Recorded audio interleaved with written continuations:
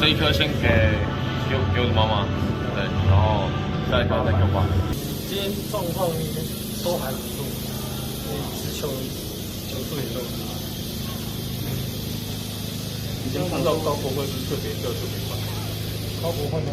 对啊，153.1，没有吧？有啊，没有特意去用力。今天用球数创下单场新高，73球。我应该就是第3局，要不然其实我是觉得可以投到第5局。也是很希望可以到这个，自己也是希望。为什么你们对富邦都可以打得这么好啊？不知道，想吃龙虾啊？为什么？不怎么吃龙虾。我刚才就是说，在2场可以吃龙虾。哦，真的哦。这2次都丢2局嘛，然后我还是觉得用球数太多了，尤其第2局，然后尤其是作为一个打者啊，球速好像没有出来，速度，自己觉得，对吧？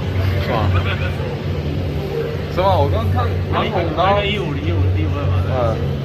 拿到东区赛要手势，但是是我吗？是你，为什么？因为你贡献度也高。多少？没有想过是用中间拿胜投，我真的没有去想过，是吧？然后很开心，就是先拿到第1胜了嘛，对吧？之后会继续加油，然后为这个球队尽全力这样。因为你5月要回先发，你觉得这个时间表对你来说赶不上吗？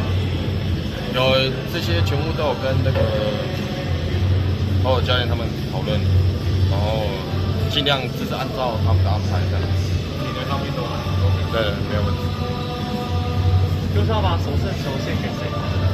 首胜球先送给我妈吧，对吧？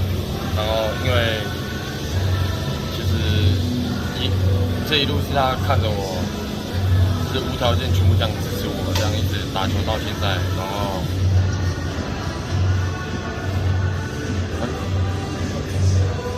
除了开幕战她有来看以外，对吧？之后都会有机会也会再邀请她来看我比赛这样，然后这一颗先给我的妈妈，对，然后下一颗再给我爸，对吧？第3颗再给哥哥。先讲一下那个徐若曦跟王维忠。今天2个状况其实都还蛮不错的。